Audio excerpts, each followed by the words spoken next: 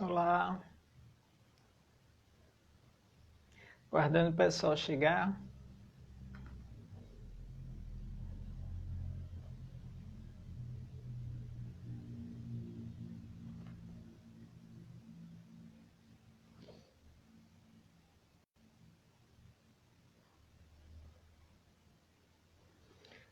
Estão me ouvindo bem? Tranquilo?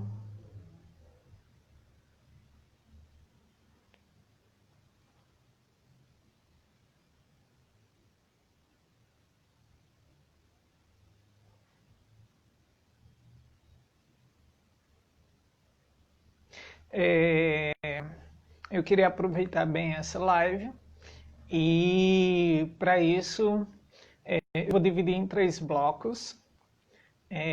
Cada um dos blocos eu vou falar sobre um tema específico. E aí, o primeiro bloco eu quero falar sobre áudio. Eu vou dar uma pincelada, já que é uma coisa mais técnica. Aliás, tudo que eu vou falar hoje é técnico, né? Mas eu vou tentar aliviar alguns itens para não ficar tão pesado. Então, eu vou dividir em três blocos. E o primeiro bloco, que eu vou falar sobre áudio, eu quero gastar uns 10 minutinhos falando sobre isso. E aí depois eu vou partir para a questão do vídeo. E do vídeo eu depois vou partir para a questão do streaming. E nesses dois últimos blocos eu quero gastar uns 20 minutinhos e ainda eu espero que sobre um tempinho para a gente tirar algumas dúvidas. E eu espero que vocês coloquem perguntas também, eu vou ficar de olho aí. E qualquer dúvida que aparecer eu vou tentar esclarecer. Então vamos lá, vamos falar sobre áudio. A primeira questão sobre áudio é captura. Tudo parte do início. Eu queria esclarecer também que eu vou dividir os assuntos, sempre falar em Instagram e YouTube, porque são as duas plataformas que hoje estão utilizando mais as transmissões de vídeo e eu quero aproveitar elas duas, mas as dicas que eu vou passar, elas podem ser aplicadas em qualquer outra plataforma. A primeira questão do áudio é a captura. É interessante que, às vezes, uma coisinha ajuda. Por exemplo, eu estou usando aqui esse microfone. É um microfone de fone, mas eu me certifiquei que ele tem uma qualidade legal. E aí eu estou utilizando ele para fazer a captação de voz. Por quê? Porque nem sempre a captação do telefone é legal. Ou então, por exemplo, meu telefone aqui está sobre uma base. Normalmente todos os microfones, ou a maioria dos microfones de celular, ela fica embaixo do celular. E aí isso acarreta que quando você coloca sobre alguma base, ou às vezes muita gente está falando e toca embaixo e cobre o celular. E aí depois ele manda o vídeo dele e descobre que o áudio foi bugado, ficou zoado. E é justamente por essa questão, porque o microfone acaba ficando preso. E aí, na verdade, a ideia, bem lembrado, Bruno, é uma questão, assim, é muito difícil você ter retorno no telefone. Normalmente, quando eu vou pensar em live, eu penso sempre em quem é o meu backup, quem é o meu apoio. Porque quando você está no YouTube, tem três questões que são importantes. No YouTube, você tem o chat, que é ótimo, eu sempre deixo o chat aberto. Tem gente, às vezes, que questiona, por que você, em tal igreja, deixa o chat aberto? Assim, eu, como voluntário da Cidade Viva, né, eu já vi muita gente questionando isso no chat, e a resposta é simples, pelo feedback. Quando eu tenho muita gente online, elas dizem, eu sei imediatamente quando o vídeo atrasou, quando o áudio está ruim. E aí, observando isso, o retorno que as pessoas dão, eu tento responder. No chat ainda do YouTube tem uma coisa legal, que você pode colocar moderadores. É importante todo mundo lembrar de colocar um moderador no chat, porque o moderador é aquele seu amigo, aquela pessoa que você tem de confiança e que você pode deixar ele a cargo do chat, para você não estar sempre lá. No Instagram isso não é possível, então você tem que ficar de olho. E eu acho até um problema às vezes, porque se alguém entra na sua live no Instagram e começa a colocar algumas coisas, você tem que estar lá respondendo. No chat do YouTube não, você pode até bloquear.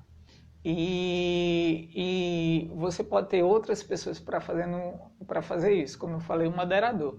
Regilano está lembrando aí que a gente tem uma gambiarrazinha que a gente pode fazer no notebook para você fazer um mixer virtual. Você utiliza uma mesinha virtual e aí você pode configurar entradas, saídas, usar um microfone, isso é bem interessante. Então, o áudio é bom ter gente monitorando. Normalmente você ter gente escutando a sua live dando retorno, isso já ajuda. No Instagram é fácil, porque você está aqui vendo, mas quando você está numa transmissão no YouTube, às vezes você está ligado em outros equipamentos, está ligado no cenário, e aí isso vai dar uma certa dificuldade para você poder organizar isso. Então, qual é a minha dica?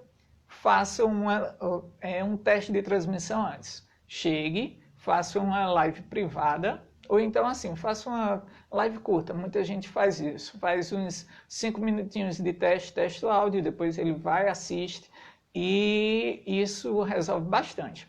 O interessante é que da mesma forma como eu estou usando esse microfone aqui, você pode injetar também áudio no Instagram. Você, assim como colocaria uma entrada de áudio num notebook, você coloca no celular. Agora você tem que ter cuidado para o equipamento que você está ligando no celular não prejudicar a entrada de áudio do seu celular. Então tem que ser uma coisa bem testada e que seja apropriada para isso. Normalmente uma mesinha de som que tem uma saída de auxiliar, você pode ajustar. Normalmente eu ligaria na saída de master, porque ela tem uma impedância menor em relação à entrada do celular. Isso não prejudicaria o aparelho.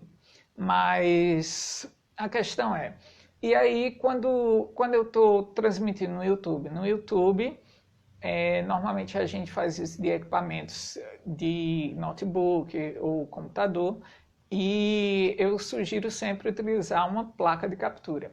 A placa de captura de áudio do PC, às vezes ela já tem uma qualidade boa. Quando ele é um notebook, é um PC assim que você já escolheu com uma placa de áudio um pouco melhor do que aquela comum.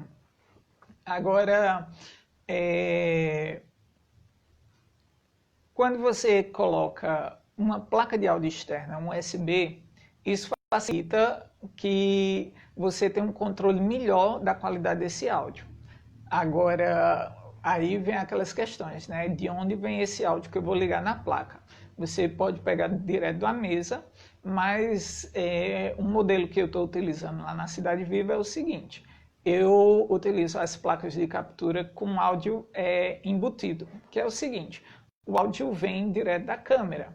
Só que aí na câmera eu não coloco o áudio do microfone dela. Eu coloco um áudio e aí eu coloco um áudio que vem da mesa. Só que normalmente o que eu faço? Eu utilizo DI, que é o Direct Box, né? Aquela caixinha que a gente injeta e aí eu coloco o áudio da mesa, vindo de qualquer lugar, que a mesa esteja ligada, e estendo um cabo até a câmera.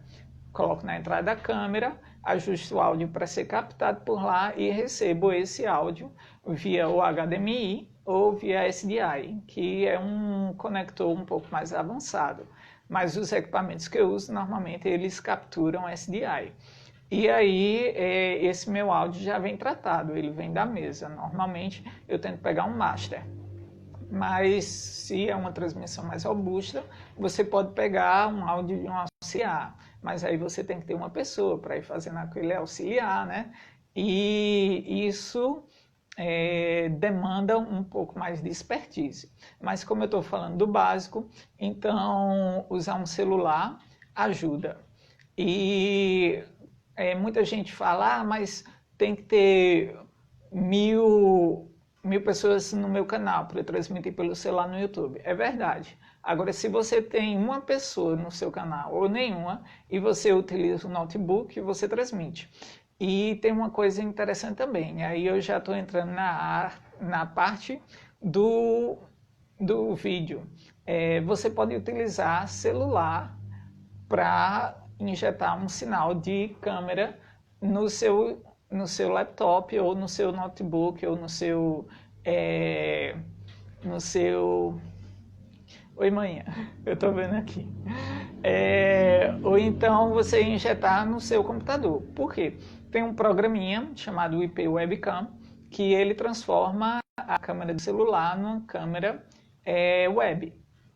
E aí você pode ligar tanto via Wi-Fi como via cabo USB. O cabo USB, eu não sei quantos vocês já viram, você pode pegar o cabo USB e transformar ele no modo modem. Pegar o celular para transformar ele no modem, para você utilizar a internet e tal. Aí, como você utilizaria? Você instala esse IP Webcam e quando você configura o IP Webcam, você aciona ele cria um servidorzinho web no seu celular e normalmente ele funcionaria Wi-Fi. Aí Wi-Fi, o celular vira modo roteador e aí você acessa via Wi-Fi do próprio notebook ou computador. Ou então você pode fazer o seguinte, o IP Webcam, você tem a possibilidade, como eu falei, ele gera um servidorzinho no celular, e aí você liga o cabo no computador e ajusta o cabo para funcionar. Isso aí, Regilano.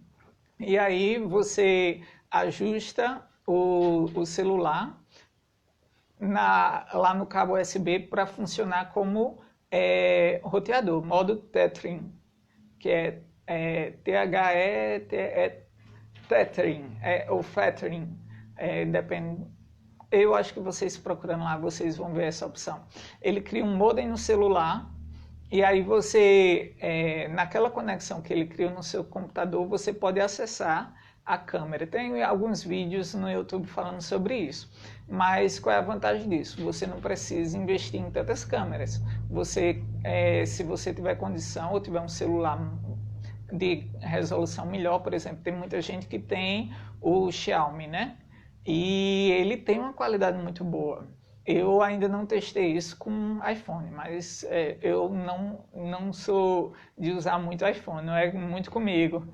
Mas se você tem algum e quiser testar, eu sugiro sempre um celular com Android, porque ele funciona muito bem, eu já usei, em conjunto com o OBS. O OBS é uma ferramenta muito interessante, é gratuita e eu já fiz muitas atividades. Hoje em dia, o OBS Studio é o que a gente está usando como padrão nas transmissões dos campos da Cidade Viva.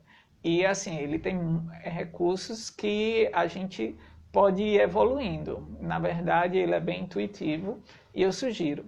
Mas agora eu vou entrar na questão do vídeo. Sim, Samsung enrola. Funciona bem.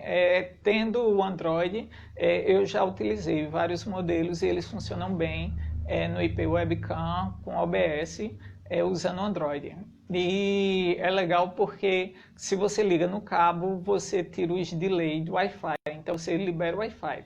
O Wi-Fi é muito legal, é um recurso muito bom, mas é um problema na hora de transmissões. Por quê? Porque você tem que ter o Wi-Fi mais livre possível. E muitas vezes isso não acontece. E aí eu vou entrar numa questão que é quando a gente está fazendo a transmissão, principalmente via celular, que é o seguinte, muita gente utiliza o auricular Bluetooth. E o Bluetooth é um rádio, assim como o Wi-Fi é um rádio também. E o que é que acontece? Muitas vezes eles estão competindo pelo seu equipamento de transmissão.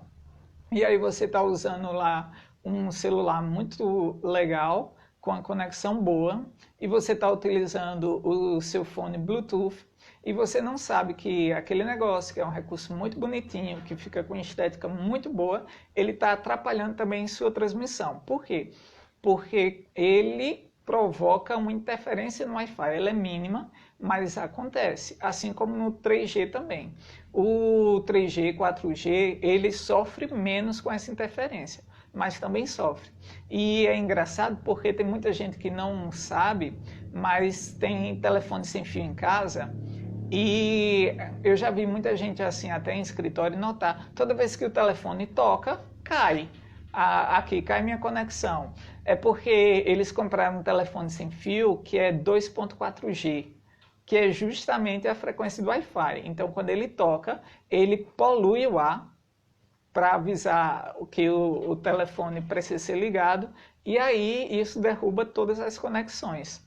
E normalmente eu sugiro o pessoal, quando for comprar um telefone sem fio, encontrar um celular 900 MHz, que a interferência dele é bem menor. Só que esse 900 MHz também pode interferir no 3G. Ele não interfere tanto no 4G nem no 5G, mas no 3G ele interfere. E aí eu sugiro que vocês evitem utilizar, ou se tiver telefone sem fio pertinho de onde você vai tentar fazer uma transmissão, desliga ele enquanto você estiver fazendo a transmissão. E aí eu vou voltar um pouquinho para o vídeo, por quê? Porque já que eu estou falando da transmissão, tem muitas questões que interferem no vídeo.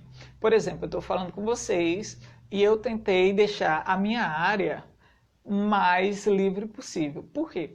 Porque tem muita gente que quer fazer uma live e aí capricha naquele local, que tem a sua biblioteca todinha, ou tem o seu quarto muito bonito, com aquelas prateleiras cheias de coisas legais. E isso é muito legal no YouTube. No YouTube isso faz sentido. Por quê? Porque o YouTube, quanto mais recurso visual você tem, mais ele gera quadros. E esses quadros alimentam os sistemas de streaming, do qual o YouTube faz gerência para manter o seu canal e a sua live, vamos dizer assim, sua transmissão funcionando. Então, quanto mais eventos acontecem no seu vídeo, mais o YouTube é alimentado e aí ele pode sustentar melhor a sua transmissão. Só que, enquanto isso é um benefício no YouTube, isso é um malefício no Instagram. Por quê? Porque o Instagram ele tem recursos mais limitados de gerência de vídeo quando se fala de vídeos ao vivo. E o que é que acontece? Quando você está transmitindo o vídeo, ele tenta compactar essa imagem e enviar em menos quadros possível, no número menor de quadros possível, para ele conseguir renderizar esses vídeos no nosso celular. Eu não sei quantos notaram que quando você começa a mexer muito ou falar muito, o celular começa a cortar a imagem de quem está ouvindo. E aí o que é que acontece? Quanto mais recursos você tem de fundo ou se mexendo na tela, mais isso vai acontecer. Por quê? Porque o celular vai precisar de uma banda maior para mandar essas mudanças de imagem. Eu vou falar um pouquinho para vocês entenderem da questão do recurso de vídeo. O vídeo ele acontece em frames. Frames são os quadros que são enviados. O vídeo, na verdade, não é algo contínuo. Eles são fotografias que são retiradas em uma velocidade alta para montar um vídeo. E o que o seu celular faz, ele vai tirando essas fotografias e vai enviando. Só que quando você tem um número maior de informações, essa fotografia ela vai ficar mais pesada para enviar. Por quê? Porque ele precisa de mais dados para montar aquela imagem. Só que quando você não tem tanta variação no ambiente, ele só manda aqueles quadros que houve uma mudança significativa. Ou seja, quando eu estou mexendo aqui minhas mãos, ou minha cabeça, ou meu corpo, ele está enviando esses quadros. Já essa área aqui ao meu redor, ele vai ignorar. Por quê? Porque para ele é somente uma coisa cinza, então ele só repete. Agora, se você faz isso e coloca muitos detalhes aqui e mexe o celular, ou se mexe bastante e vai cobrindo, ele tem que utilizar mais recursos para montar essas imagens. Então, no Instagram, evite utilizar muitos recursos visuais. Se é uma live, faça uma coisa simples. Agora, se você está no YouTube, como eu falei, já é o contrário. Quanto mais recursos visuais você emitir, mais o YouTube é alimentado. Eu não sei quem já transmitiu aqui, mas quando você está transmitindo, às vezes o YouTube diz não há dados suficiente. Isso pode acontecer por dois motivos. Pode acontecer porque sua imagem é muito estática, ou seja, ela é muito parada e aí ele envia pequenos pacotes, aí o YouTube acha que não está recebendo pacote suficiente, então ele diz não há dados. Agora, se você tem uma imagem muito rica e envia muitos dados, aí ele diz que os dados são suficientes, que a conexão está boa. Uma coisa interessante que pode ser feita é você verificar as configurações de vídeo que você está enviando. Exato, Regilane, quanto mais elementos, melhor no YouTube. É por isso que vocês podem ver aqueles vídeos de youtubers, eles são sempre montados com um cenário muito interessante, ou então tem sempre muita mudança. Se você observar vídeos ao vivo de algumas igrejas que já são expert nisso, e eu falo como igreja, e eu cito igreja por quê? Porque há muito tempo são grupos da sociedade que está fazendo live há muito tempo. Na verdade, eu posso dizer que a igreja é bem pioneira em fazer live. A Cidade Viva faz transmissões ao vivo já há muito tempo. Eu posso dizer, por exemplo, o iHope, o Hillsong, que fazem há décadas já transmissão. Então, você quer uma expertise, alguém que saiba bastante disso, você procura essa galera. E é interessante porque no OBS, o OBS ele diz a taxa de transmissão. Você pode ajustar lá, mas no cantinho, quando você vai observar, ele diz o quanto está levando. E o Regilano está perguntando, eu fui testar no YouTube com definição menor que HD, ele recusou.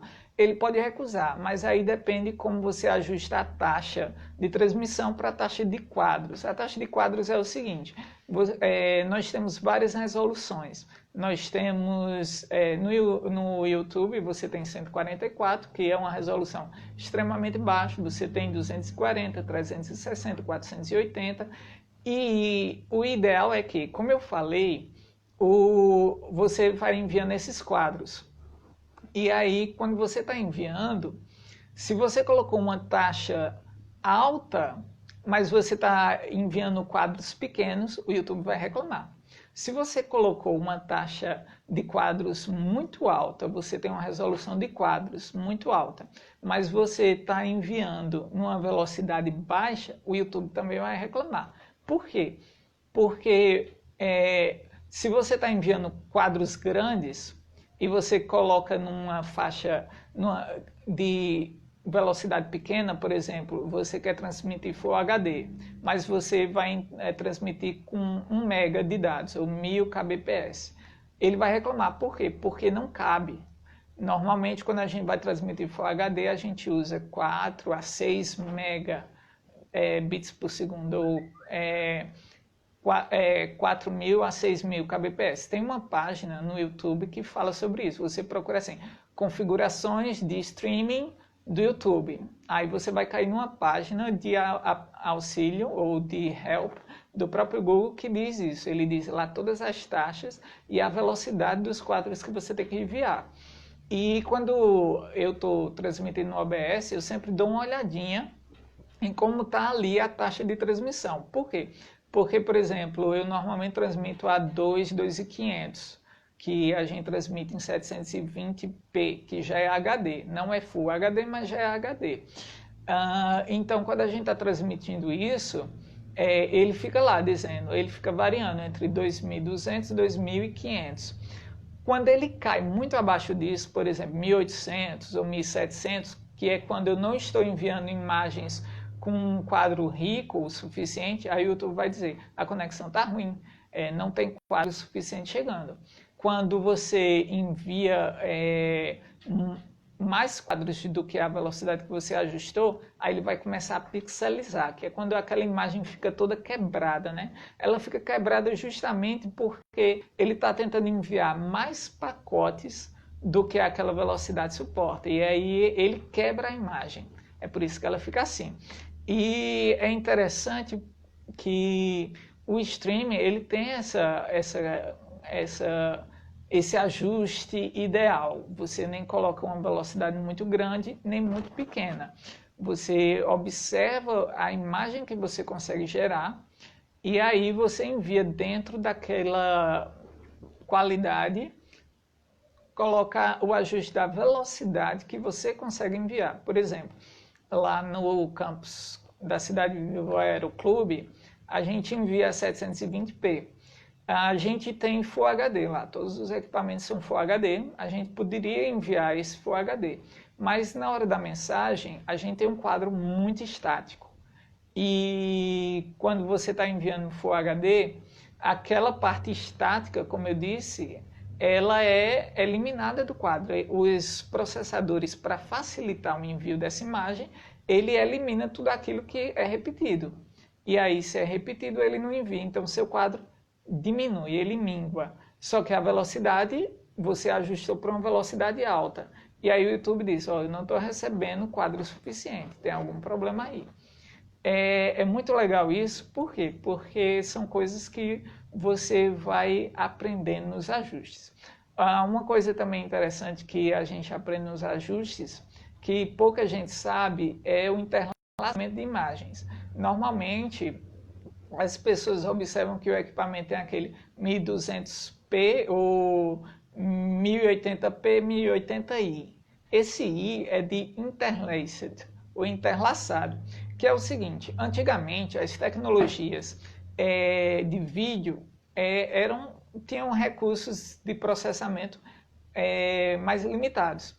Então, para fazer um movimento, eles não faziam como hoje, que a gente envia um monte de quadro, um monte de quadro.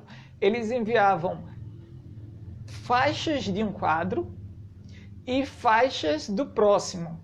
Então, na hora de misturar, esse que estava de um quadro misturava com outro, e aí os quadros iam se interlaçando e parecia um movimento. Eu não sei quantos já viram um vídeo antigo e parou ali no meio e ele fica cheio de tracinhos. É porque esse vídeo é interlaçado. Ele tem laços ou linhas de um vídeo, de um frame anterior com um frame posterior, para poder fazer esse movimento. E esse interlaçado é que quando você pausa, aí ele deixa esse vídeo todo cheio de listrinhas. Pode acontecer também numa transmissão. Hoje em dia os equipamentos continuam com isso para facilitar o melhor casamento. Alguns equipamentos são interlaçados, outros são progressivos. E aí vem esse P, 1080p progressivo, 1080i interlaçado. Qual é a diferença? A diferença é que no progressivo ele coloca todas as linhas de um frame só. E aí você não precisa ficar ajustando. Mas quando ele é interlaçado, você tem que fazer um ajuste. Por quê? Eu não sei quantos já viram uma transmissão que o cara está mexendo a mão e aí fica cheio de tracinhos ao redor da mão ou ao redor da cabeça e aquele vídeo fica muito estranho. No OBS existe uma função que facilita isso de forma rápida. Você clica com o botão direito em cima da placa de captura ou da câmera, ou seja qual for a origem do vídeo, e aí lá vai ter desentrelaçamento no menu. Quando você clica, tem desentrelaçamento. E aí você vai ter as opções, se ele é linear, se ele é IADF, e aí tem o linear 2, IADF 2. Você pode, se você não tem certeza qual é, você vai testando um pouco antes da transmissão, e aquele que eliminar essas linhas, você já sabe que era o tipo de interlaçamento que o seu equipamento estava usando. Normalmente, quando a gente está utilizando entradas RCA, que é vídeo composto, ele funciona no IADIF ou no linear. O linear é o mais comum, mas ele tem tem uma mistura também, que é o mixing, e ele também tem um modelo automático. Só que normalmente o modelo automático nunca funcionou muito bem para mim. Então eu uso o interlaçamento IADIF ou o linear. Às vezes eu vou para o linear 2, que ele acelera essa velocidade, quando eu tenho um número maior de quadros. Porque, vejam bem, tem uma diferençazinha também na quantidade de quadros que eu envio. Eu não sei quantos já viram, ele pergunta se é 24 frames, 30 frames, 29.97, se é 59.97 ou 60 quadros. Isso é o seguinte, a quantidade de quadros que ele envia num segundo. Por quê? Quanto maior o número de quadros, mais sua imagem tem uma mudança de movimento mais fluida. Só que se você coloca um número muito grande de quadros, então isso vai pesar no seu processamento e na sua transmissão. Normalmente o YouTube ele funciona a 24 frames. Se você coloca menos que isso, a imagem vai ficar meio quebrada. Se você coloca número de quadros maior, sua imagem fica mais fluida. Se você tem um equipamento de processamento muito bom, você pode até colocar 60 quadros, só que aí é um número muito alto. Normalmente ele é só usado para transmissões acima de Full HD, que seria o 2K, 4K, 8K. Eu sugiro, normalmente, se você vai fazer uma transição muito básica, usar o 24 frames, e isso também alivia a quantidade de bits que você vai utilizar. Em vez de você utilizar, por exemplo, se você vai utilizar 2.500 kbps, você pode enviar, deixa eu ler aqui, Joia, eu vou dar uma olhadinha. Cláudio Schneider Oficial, né, Regilano? Ele olhou para sugerir dar uma olhadinha como utilizar o celular como câmera. Tem alguns vídeos no YouTube que ajudam nisso também, como eu citei. E voltando um pouco à questão dos quadros, eu utilizando 24 frames por segundo para enviar, eu faço HD muito tranquilo, com imagem bonita, enviando a 2.500 kbps. Só que se eu pego e coloco o dobro disso, ou então nem o dobro, já coloco 30, o meu processador ele precisa processar mais rápido, porque ele tem um número de quadros maior para lidar. E isso pode ser até bom para o YouTube, mas você vai ter que ter uma velocidade maior, você já tem que utilizar 3K ou 3.000 kbps, 3 MB no caso, e isso requer uma internet muito rápida. Eu estou transmitindo aqui pelo Instagram, e aí, por exemplo, o que eu fiz? Eu procurei a minha internet aqui na casa dos meus pais, acabou de mudar. Olá! Acabou de mudar, e aí eu estou utilizando um recurso de internet mais rápido. Só que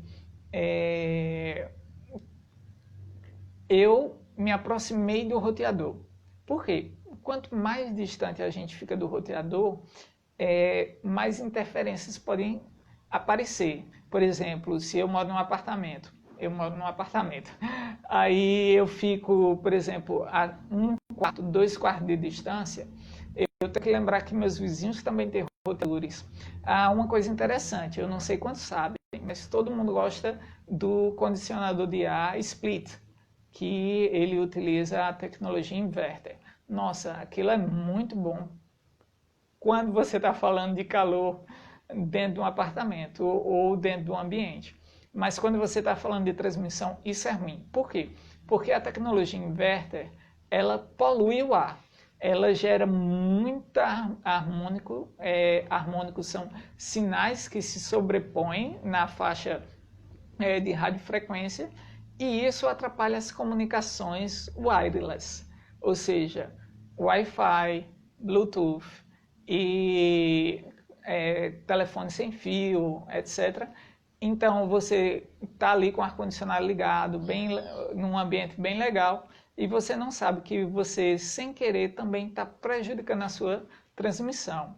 Então, observar essas coisinhas do ambiente é algo interessante. Por quê? Porque normalmente a gente não sabe disso. São coisas que acontecem, estão ao redor da gente, atrapalhando a nossa transmissão, mas a gente não tem nem ideia que isso está acontecendo. Então, eu estou falando muito então, né? Mas tudo bem. Eu gostaria somente de esclarecer isso para vocês, porque são dicas simples, mas que podem facilitar a sua transmissão. E aí, eu acho que falei demais, mas eu espero ter tirado algumas dúvidas ou ter colocado alguns pontos interessantes no sentido de melhorar transmissões para vocês. Eu não sei quantos aí tem ainda alguma dúvida ou gostaria de saber mais alguma coisa específica sobre as transmissões ao vivo, como facilitar ou como melhorar alguma questão técnica. Se vocês tiverem, pode colocar aí no chat. Eu vi algumas perguntas que colocaram para mim na caixinha que eu deixei aberta lá nos stories. E eu tentei responder algumas delas, eu espero ter respondido todas.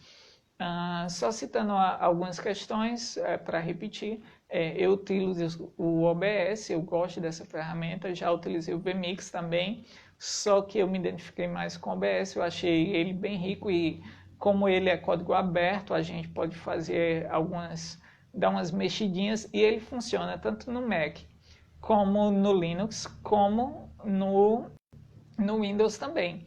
Então, isso é muito bom. Por quê? Porque eu não fico preso a uma questão. Por exemplo, o VMix, ele funciona só no Windows. Só que lá na Cidade Viva, por exemplo, onde eu trabalho, como voluntário nessa questão de transmissão, e a gente utiliza tanto Mac como utiliza Windows.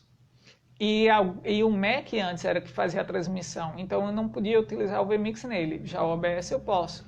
E eu tenho um notebook pessoal que eu utilizo Linux, e aí eu posso utilizar no meu notebook pessoal o OBS. E já tem alguns outros, por exemplo, o Wirecast, a gente utiliza o Wirecast lá no Mac, mas o Wirecast ele também tem para Windows, só que é muito caro. Então, eu acho que os recursos que eu utilizo no Wirecast, eu posso utilizar no OBS. Até agora, o único recurso que o Wirecast ele tem, que o OBS não tem, é enviar em multistream, que é o seguinte: eu poder transmitir para uma operadora, como transmitir para o Facebook, como transmitir para o YouTube, tudo ao mesmo tempo.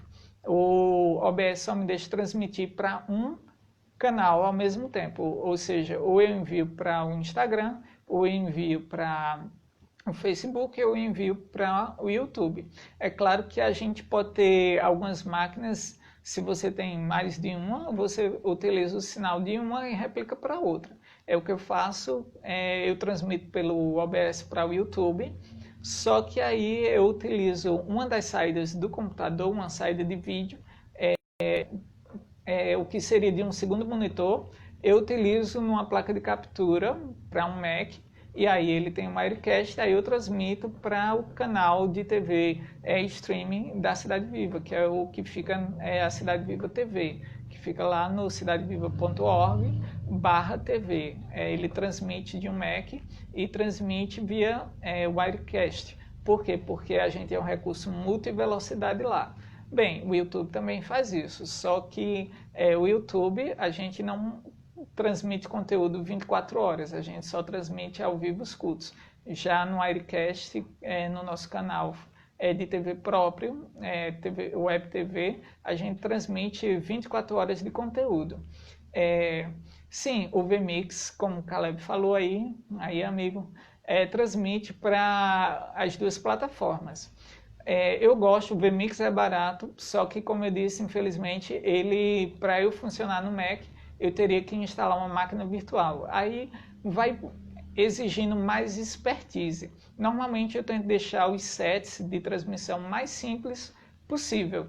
Eu gosto, o vMix é barato, por exemplo, o HD dele, para você transmitir em HD, com os recursos do software pago, ele tem uma parte livre, só que ela é limitada, a parte paga ele começa a partir de $60.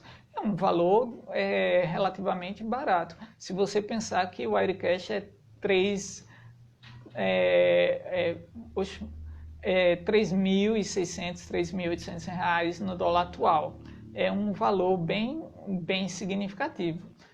E aí, pessoal que está entrando agora, oi Sandy, Kaique, Felinto, minha galerinha aí, principalmente Felinto e Kaique, que me ajudam bastante lá no Aeroclube, né, fazendo as transmissões já há muito tempo.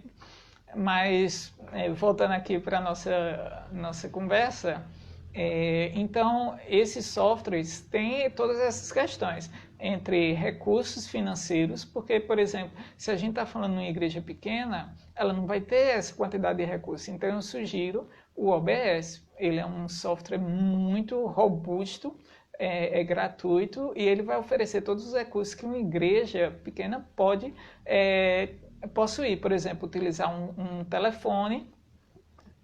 Sim, é verdade. Afonso está lembrando que tem um plugin do OBS para transmitir para mais de uma plataforma. Surgiu realmente faz pouco tempo, eu acho que foi ano passado, em meados de setembro ou foi novembro, só que, como bem lembrado, está em função, ainda está como teste. Eu tentei, mas ele não funcionou muito bem para mim porque eu precisava instalar vários recursos lá e eu evito, quando se trata dos computadores que mexem com vídeo, eu tento deixar eles mais limpos o possível. Eu instalo só o básico do que eu vou utilizar. Por quê? Porque eu vou garantir que ele vai funcionar 100%. Eu já vi alguns casos que vieram me perguntar sobre alguns problemas de transmissão e aí eu vi que o problema era no sistema operacional. O rapaz lá utilizava o computador para muitos projetos, utilizava muitos softwares no PC e aí um deles quebrou a parte de rede. E aí ele estava enfrentando problemas justamente na saída de dados, que é a conexão com rede. Ele parecia ter uma conexão muito boa, mas o computador não estava ajudando.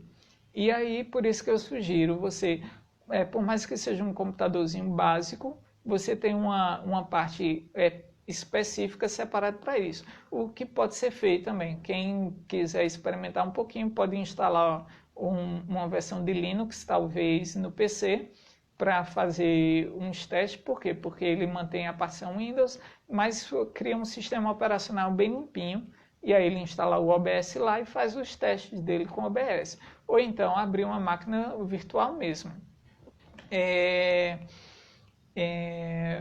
Eu não sei, vocês têm alguma outra dúvida com relação à transmissão? Eu acho que falei bastante assunto sobre as questões, problemas técnicos que eu já vi. Então, a dica que eu dou observem essas coisas. No dia a dia a gente acaba descobrindo algumas dessas coisas, mas outras, por exemplo, a questão do condicionador de ar, a questão do telefone, a questão de como eu lembrei de outra questão que é interessante. Por exemplo, tem celulares mais modernos, assim, tanto Android como iPhone, que eles já funcionam com na rede 5G. Não é o G do 3G, não. É o seguinte, no Wi-Fi a gente tem duas faixas de frequências que são homologadas, a 2.4G e a 5G. Pastor Eric, e aí, meu querido? Saudade de você, bem-vindo. A questão é, os roteadores, por exemplo, eu assino uma operadora aqui que já tem ela já vem com um roteador, e o roteador ele tem o 2G e o 5G. A questão do 5G é que ele é mais livre. Por exemplo, aquela questão que eu falei do telefone, o 5G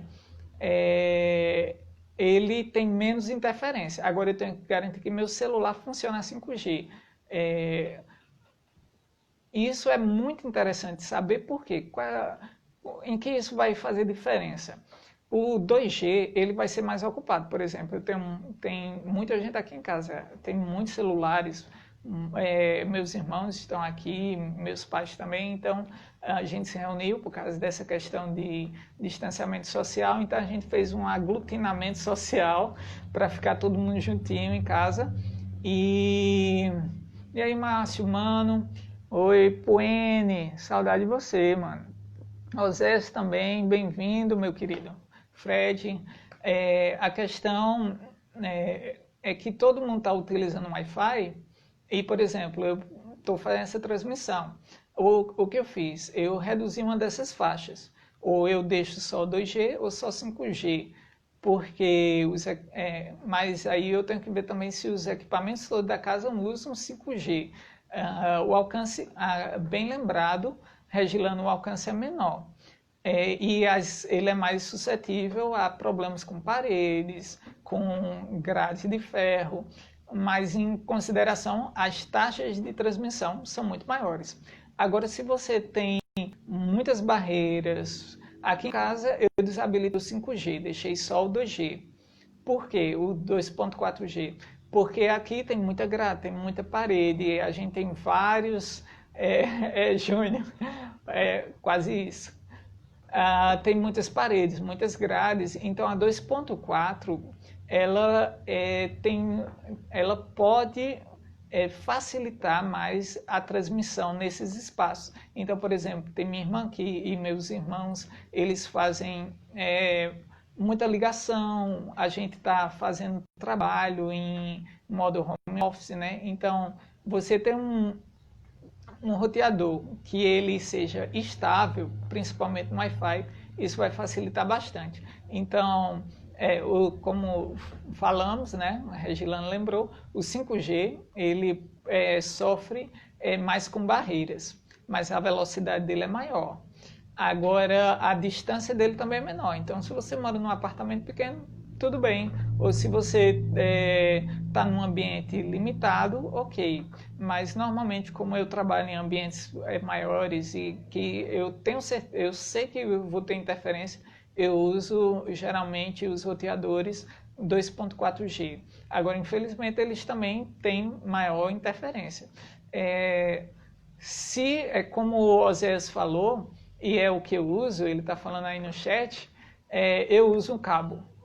Eu não me confio no Wi-Fi. Quem me conhece já sabe, eu digo, olha, cabo é mais seguro. Principalmente porque eu não sei quantos de vocês podem sofrer com isso, mas a gente também às vezes sofre com hack. O hackeamento de Wi-Fi é uma coisa muito comum. E aí você está naquela transmissão, você está num ambiente, às vezes um ambiente aberto, por exemplo, você vai transmitir num local que tem Wi-Fi lá próprio, uma casa de festas ou alguma coisa assim, se alguém já tem a senha ali ou qualquer coisa, eles vão interferir e aí é problema para você. Eu, normalmente, quando eu vou transmitir fora e eu não tenho uma segurança no Wi-Fi, se não for me disponibilizado cabo, eu tento ligar um roteador, por exemplo, tem algumas empresas que vendem roteadores que você pode ligar tanto no USB, roteador 4G, né, que ele utiliza a tecnologia dos chips de celular, como se fosse 3G, 4G, ou agora vai vir o 5G, você pode ligar no seu equipamento e utilizar cabo USB. Como eu citei que você utilizava a câmera ali para transmitir.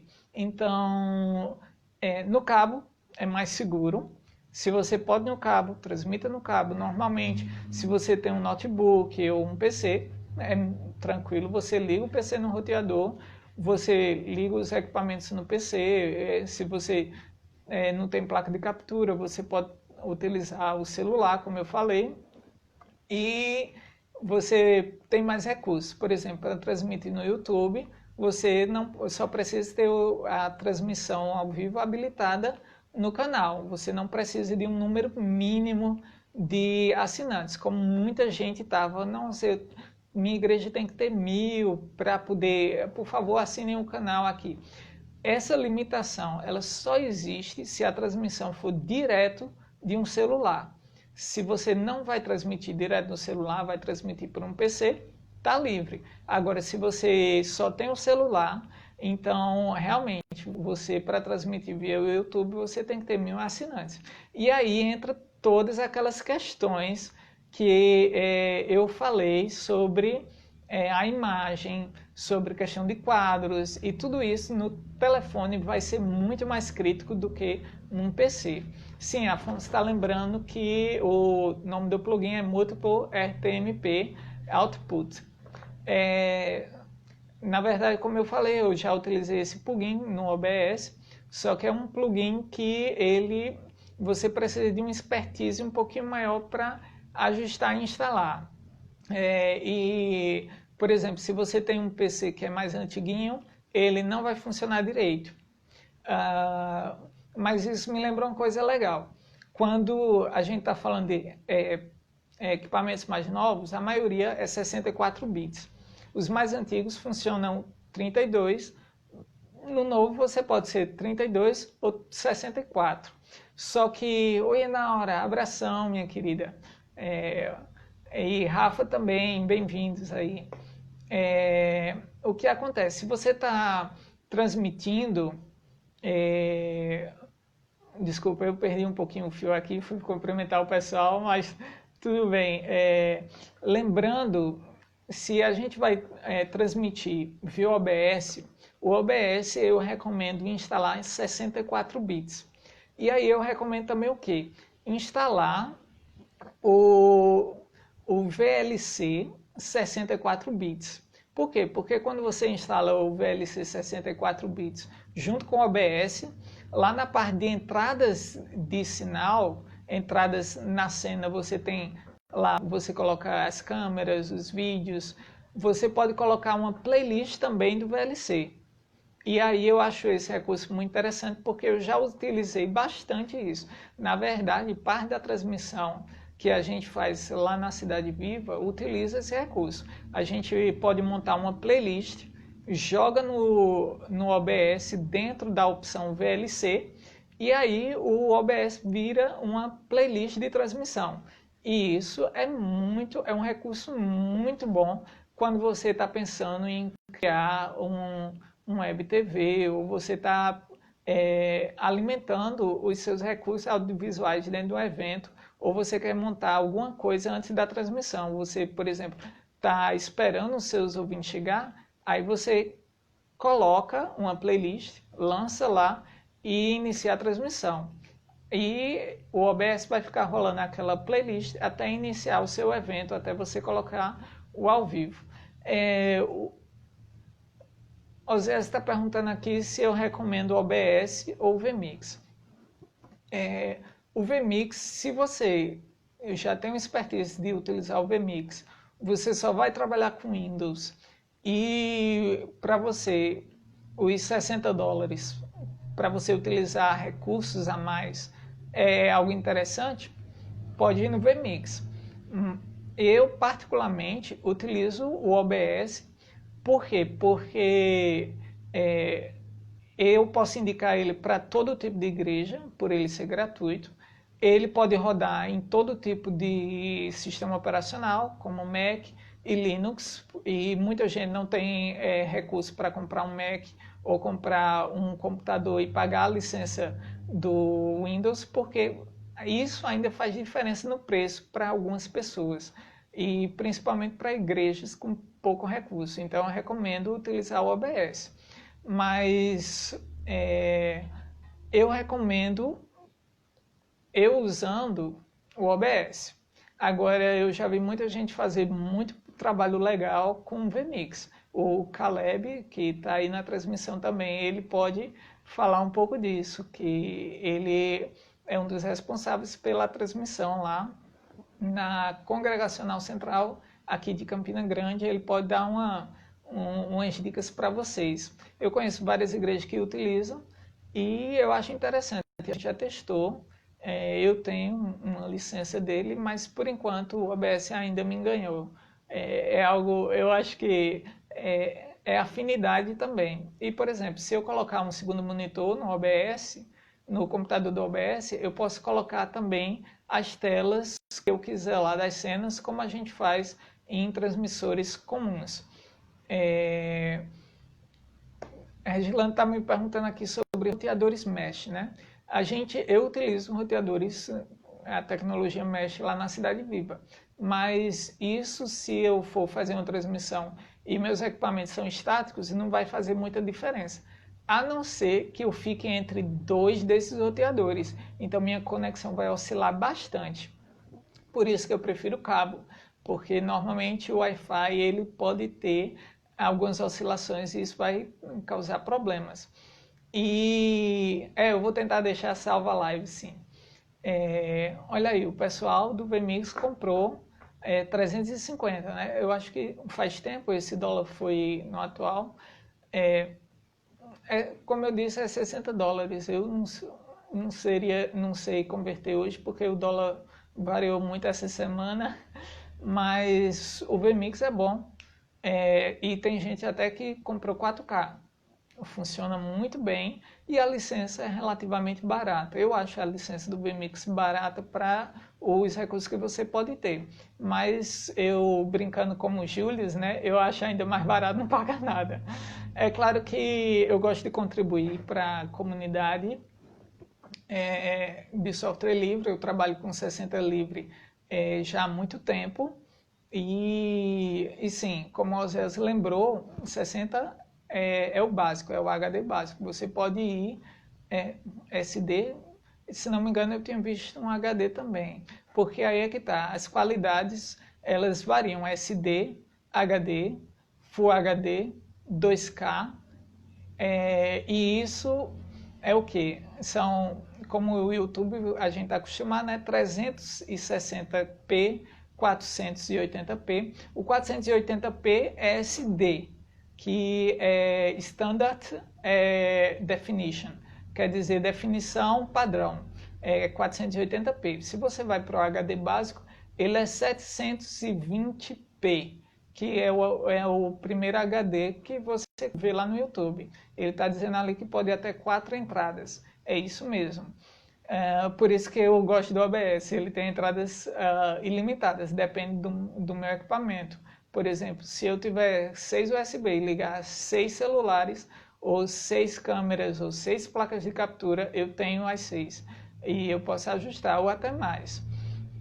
Sim, como eu estava falando, aí a gente tem o Full HD, que é 1080p, e a partir disso eu tenho 2K, que é 1440p, aí eu vou ter o 4K, o 8K, tem gente já trabalhando com 16K, mas eu acho que vai demorar a gente trabalhar um pouquinho com isso, até porque no mundo, se não me engano, só são 4 países que trabalham com 8K, Japão, Alemanha, eu não sei se a Inglaterra também, eu acho que Estados Unidos, e aí são pouquíssimos os lugares que passaram do 4K. Eu trabalho com alguns equipamentos que são 4K, mas eu ainda estou usando Full HD e no YouTube eu estou transmitindo HD, porque a gente ainda precisa melhorar muita coisa, principalmente rede. Aqui no Brasil, agora que está se popularizando a